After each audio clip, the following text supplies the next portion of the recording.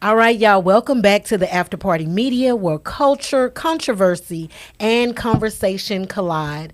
I'm Montana, and today we're going to dive headfirst into what everybody's been whispering about at brunch, texting about in group chats, and side eyeing on the timeline.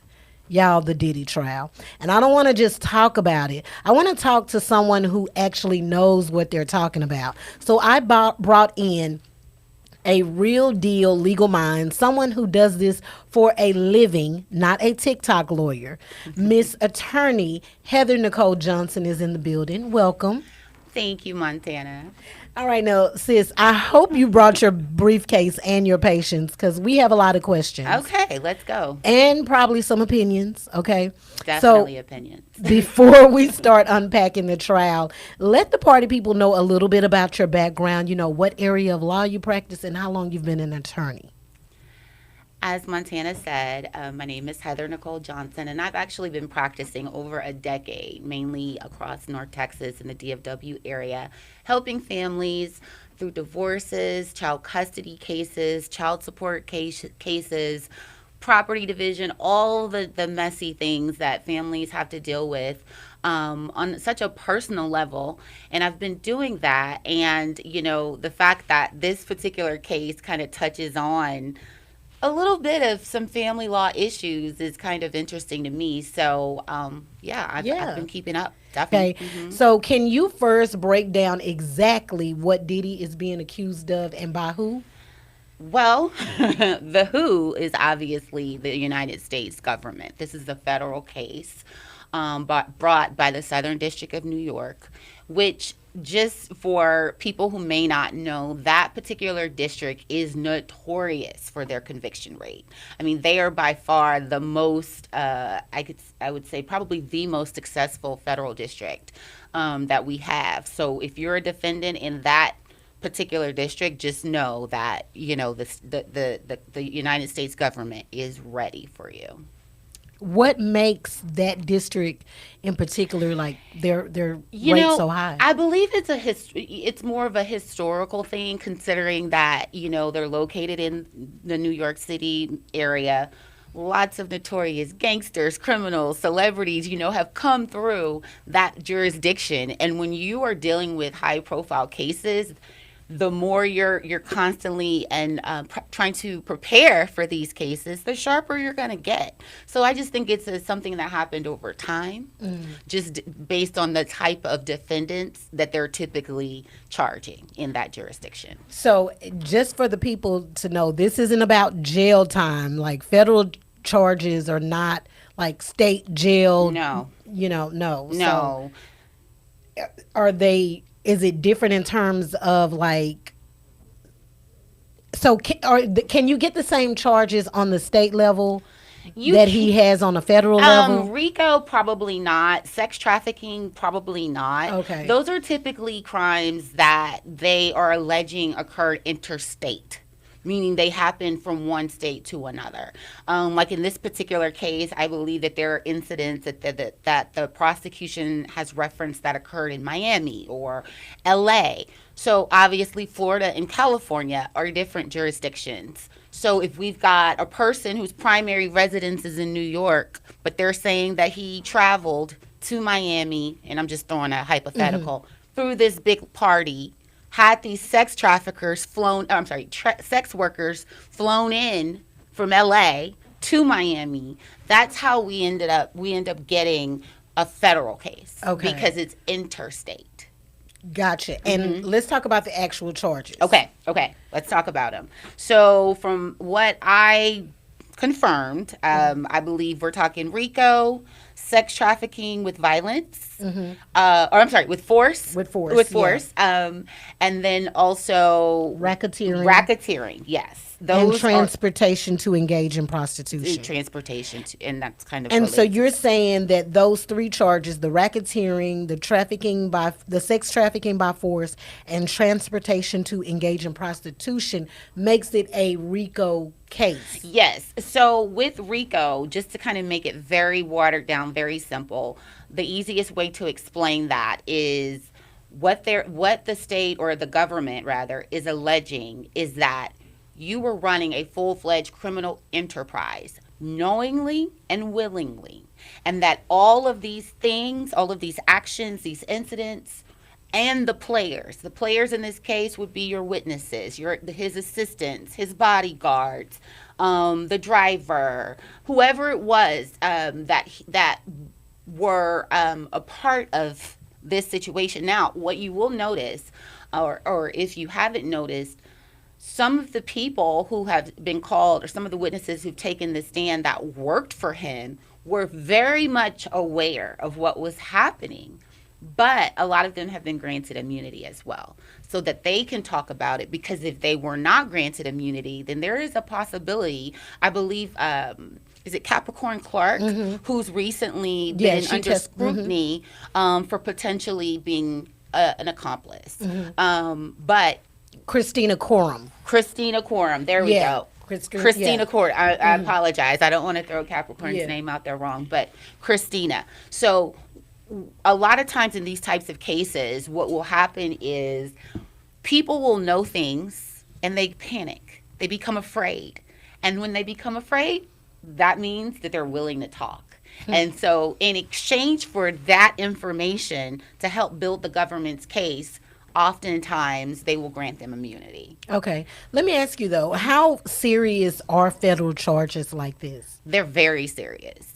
And the thing, well, for the most part, with federal let's just compare them to state charges.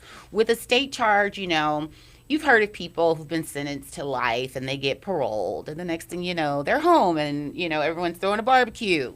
That doesn't really happen in the federal realm. Whatever you're sentenced to, chances are you're going to do that time, 85% minimum.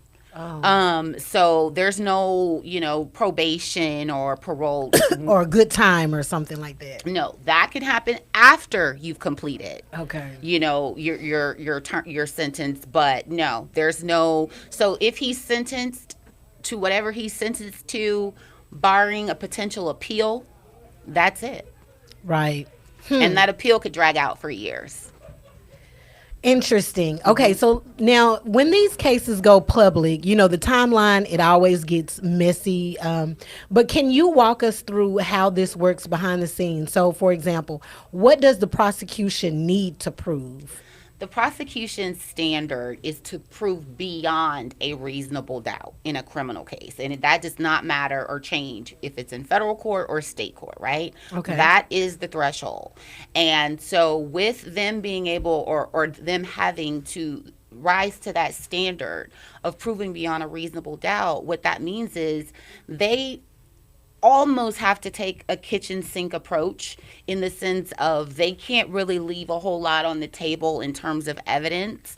The question becomes, how do you tell this story? How do you make all this complicated, complex evidence digestible for jurors who are everyday people? They're not lawyers. They're not, in the system. So they don't know all of these words, what these objections mean, what this charge means. Even if you're explaining the elements to them, you have to craft a story. And I think in this particular case, what the prosecution had to do, obviously gather witnesses, obviously gather evidence, but they had to put together a timeline.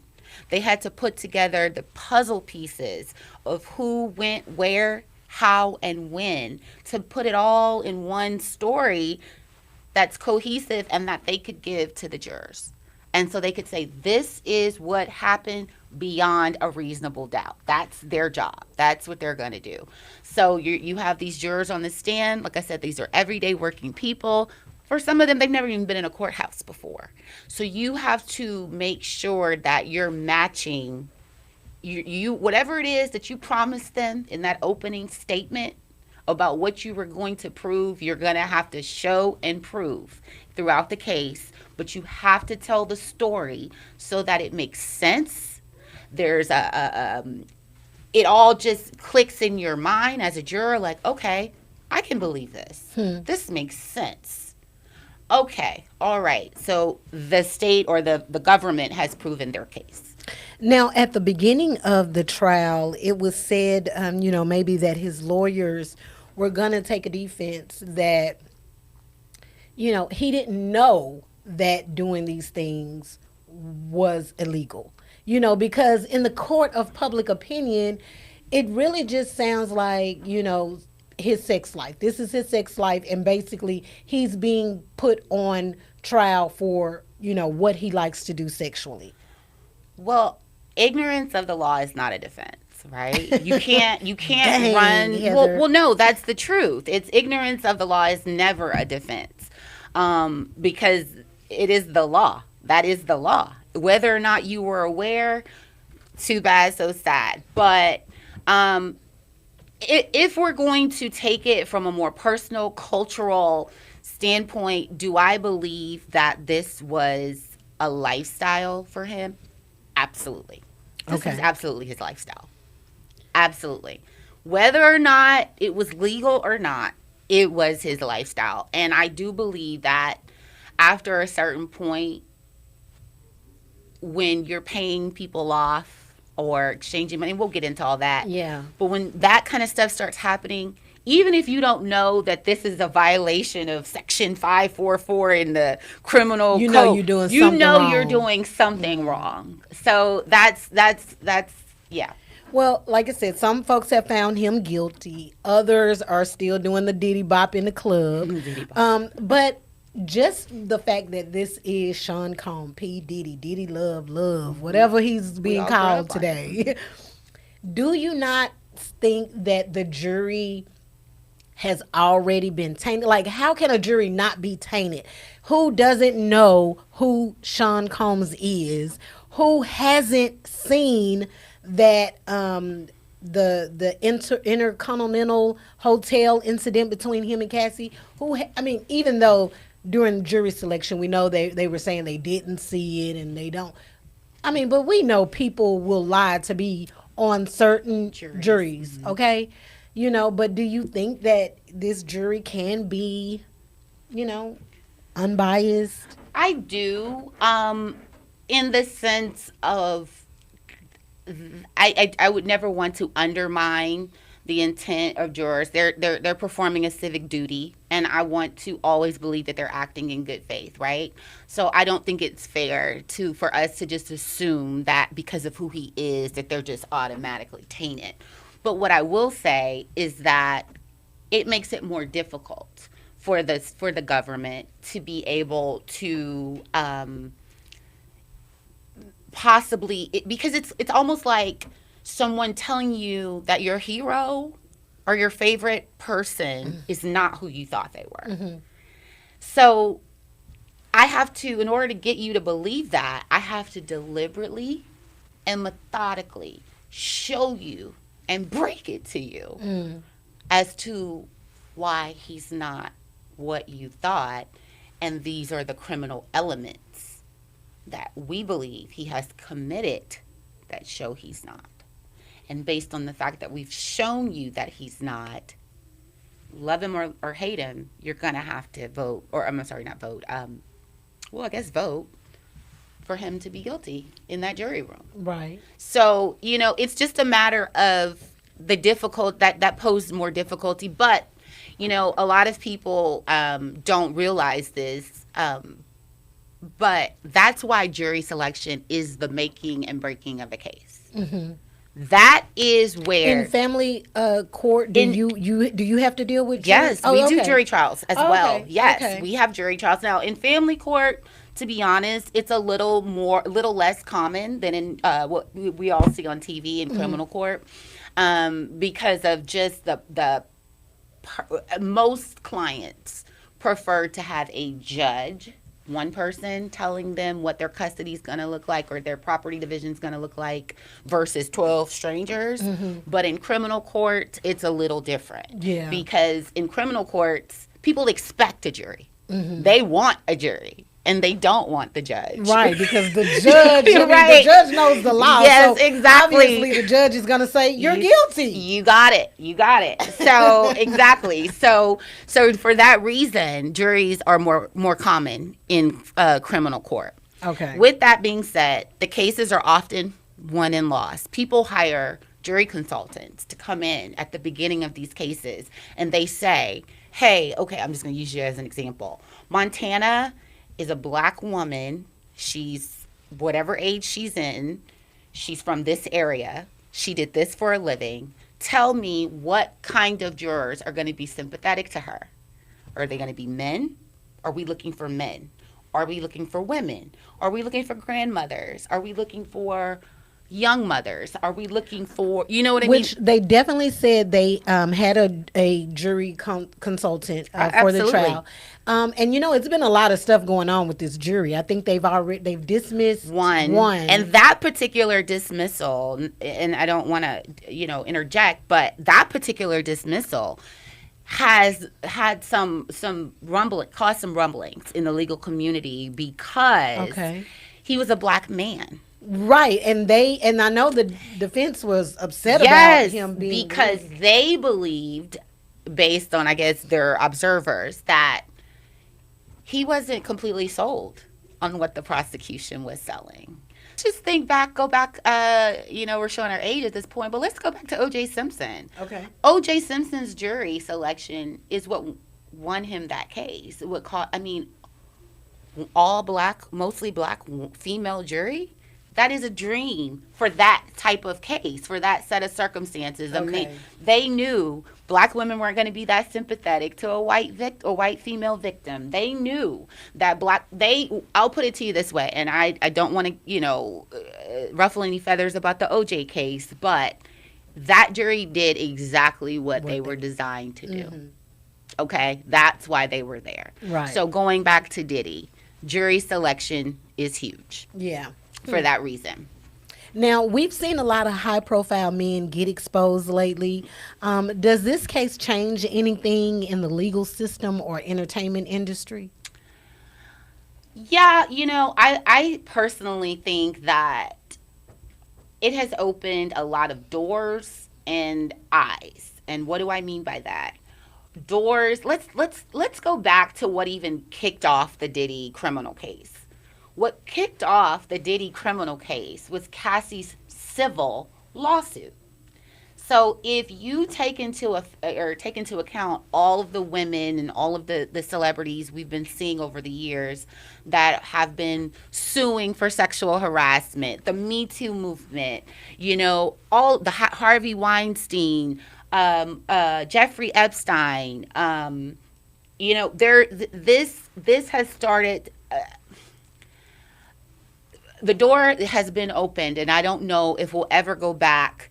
The cat is out of the bag. I don't know if we'll ever go back to a time where this is like, so unusual or so crazy or so unbelievable, because it's become more commonplace now. And I think the shock value, even in this case, some of the things that were said, that occurred, the video, we all saw the Cassie video. Unfortunately, I just think that we're starting to develop a tolerance in this country where these kinds of cases are starting to just become part of our legal landscape. What message do you think it sends legally?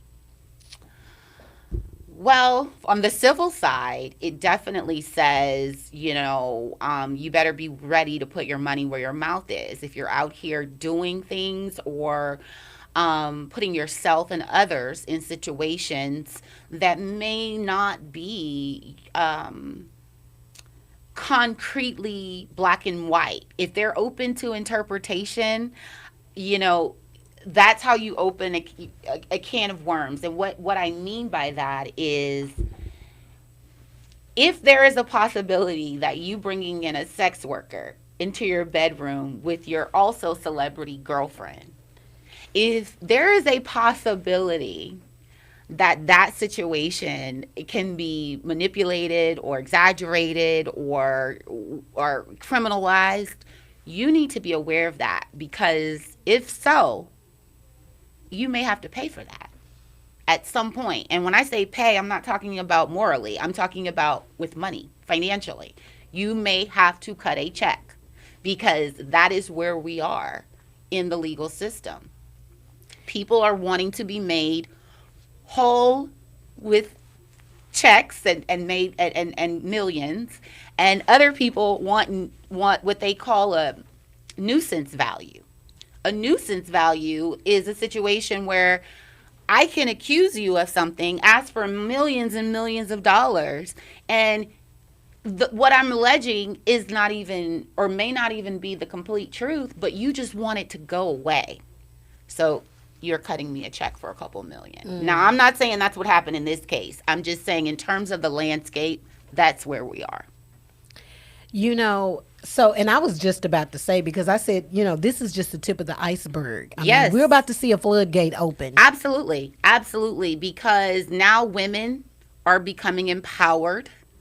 More so, not necessarily in this aspect, but more empowered in terms of agency and saying no and being more financially independent. So you're going to see a lot more of these types of situations, maybe on a larger scale, because this is not something we're going to see a lot with everyday people, to be honest, because everyday people don't necessarily have the means to make these kinds of settlements or settlement offers. But I do believe that on a larger scale, we're going to see more of this. Do you think that him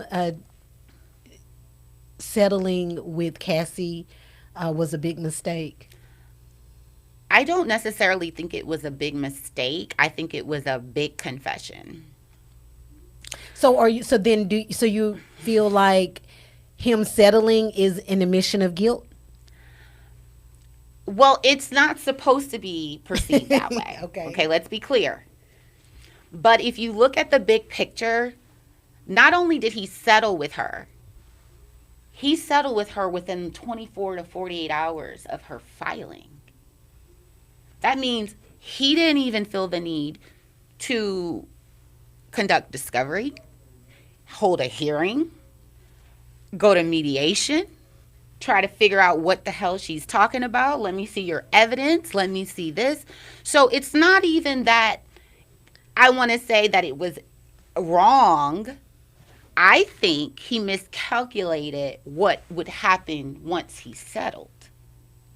I mean, but isn't that the purpose of him having attorneys? I mean, good attorneys. I mean, yes, and so then you have ego. Okay, let me ask you this, because you were saying, well, he didn't see what was in discovery. Would it be safe to say how she testified in court, or what evidence was brought for her testifying in court, her testimony? Would that have been her case for him? Yeah. And so based on that alone, would that have been enough? I think it would have been more than enough. The video itself was, I mean, we all saw it. And so no matter how long the video, how old the video is, no matter, you know, that she was in this long-term relationship with him, no matter that even the defense is showing evidence that she's also participating in these quote-unquote freak-offs by setting them up, okay? So even them having that evidence to say, well, yeah, okay, this happened, but you were also a willing participant. I mean, could they have not, that's what I'm saying, like, would that have not made a difference? It could have, but I think that's why I believe, or I use the word miscalculated. Okay. I believe that he thought that once he cut this check, this was going to just be over and done. He did not anticipate necessarily the raids on his house, the criminal charges, and sometimes, and you're absolutely right to point out that he had all these lawyers around him. But I think sometimes, even in this, even just generally, we're blinded by our power in this country. We think certain people are untouchable. They're not.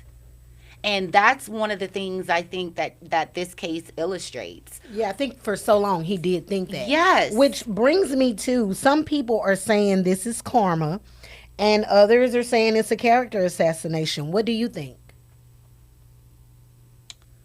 Well, as a lawyer, I don't, as an attorney, I don't really subscribe to either of those when we're talking about a court case and we're talking about uh, factual things that occurred. I think it's just an instant, a case or an instance of time was up. Like, it was just a matter of time. Whatever, my mom used to have a saying, I'm from Louisiana. My mom had a saying, whatever you do in the dark will come to the light. It was just a matter of time. I don't think that, I've even seen, and this is from a less, obviously, a far less legal standpoint, but I've seen some guys on Instagram say that, if he hadn't dated Carisha, Cassie wouldn't have. Okay.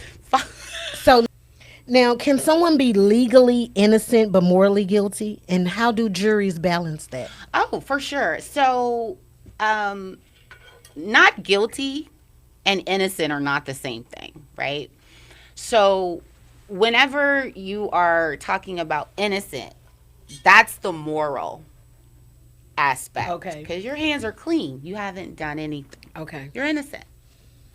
But when you're talking about not guilty is differentiated in the sense that not guilty means that what they set out to prove, they weren't able to prove beyond a reasonable doubt. That's what not guilty means. Okay. Okay? That just, like, going back to OJ, he's a great example. Mm-hmm. He was found not guilty of murder. And even to go back, you'll hear sometimes people say even about the Diddy case that he was overcharged. Well, when you're talking, that's what they're talking about. When you're talking about someone being overcharged, what you're saying is, okay, yeah, he may have done something, which means he's not innocent. But did he do this? Did he do all of these things? And if he didn't, then that means he's not guilty. So that's the way that I can best explain the difference from the moral aspect and the legal aspect. And the jurors are being asked to make a finding on the legal aspect. What they think in their heart, because I'm sure, going back to another famous case, what was the young lady in Florida who allegedly killed her daughter? Casey Anthony. Yes. There were jurors that came out after and said that they believed she had something to do with it, but that the state hadn't proven it. Mm. So that's a perfect example. If it's not proven, you're getting up here, you're making this opening statement to the jurors, you're promising all this evidence, all this testimony, but if it's not proven, then that person gets to walk not guilty. But does that mean that their hands are clean and that they're innocent? No. Well, with that being said, in your opinion, has the prosecution done enough to even secure a conviction? Well, honestly, I think the prosecution has, laid out a pretty, a case that's pretty easy to follow for jurors. My concern, though, of course, if I'm on the defense, they're going to go after inconsistencies.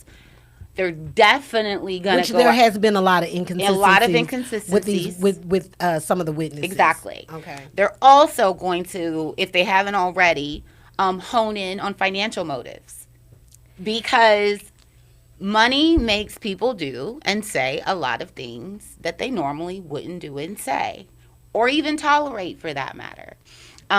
So I think that the inconsistencies, the financial motives of some of the witnesses that are questionable, as well as just, honestly, his celebrity status is a lot standing by itself.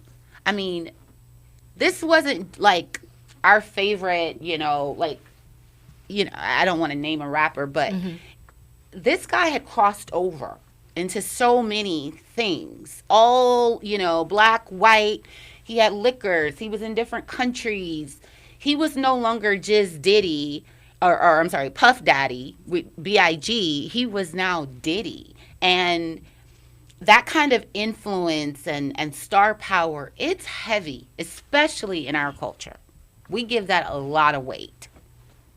Now, before we let you go, we're going to do like a lightning round, okay? Okay. Now, I'm going to throw a few quick scenarios or myths out there, and you just tell me if it's facts or fluff, okay? Okay. Okay. So, can a person really be the case if it's all hearsay? If what's all hearsay? The whole case. If it's just based on... Well, then if it's all hearsay, shouldn't even be allowed in the courtroom. So,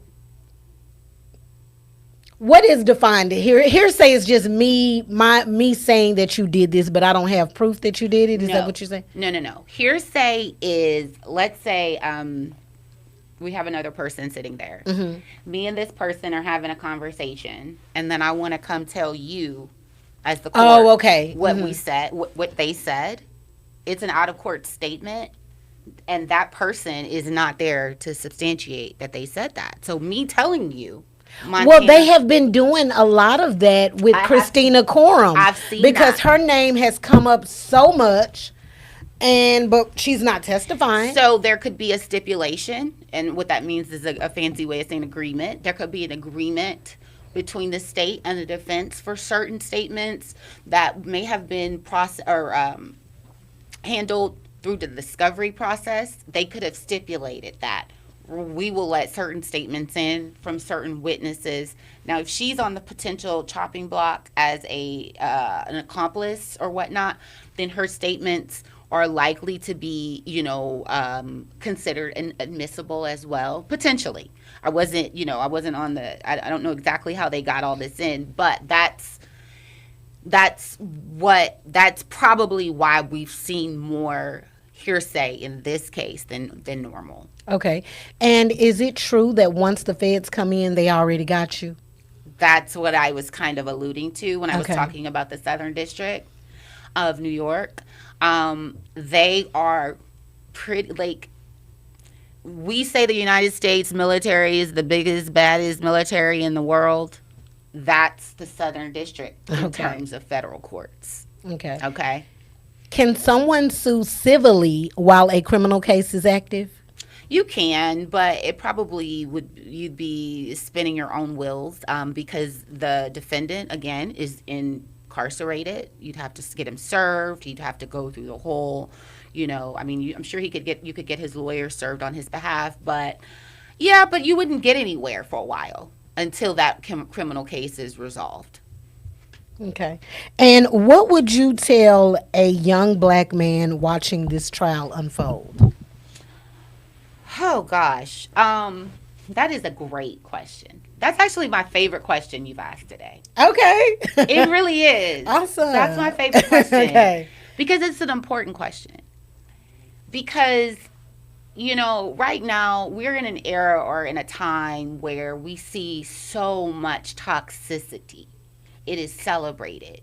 It is glamorized. It is, you know, monetized even. It's such a tragic place for us to be, as a society. So for young black men who are watching this trial, or even seeing this unfold, I think it's important for them to understand that when you don't know who you are, when you don't know what you stand for, when you chase things that are temporary, money, women, a good time, a high, if you're not grounded enough, don't have enough self-love, because really, I mean, I know he's a man and he's Diddy, but self-love is really at the center of this.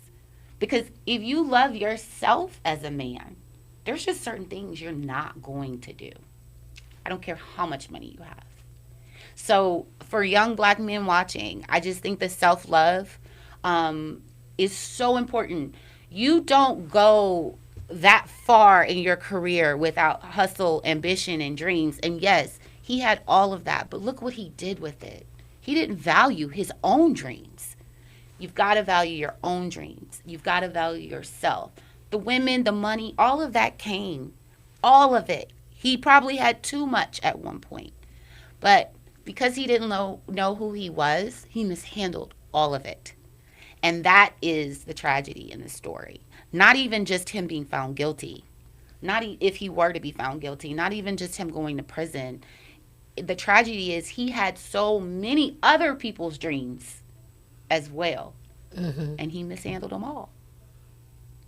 Yeah, for sure. So I think that is a lesson for young black men, to pay attention to. Go after what you want, of course, but know who you are and love who you are, because that's going to determine whether or not you can handle the success that you've been given.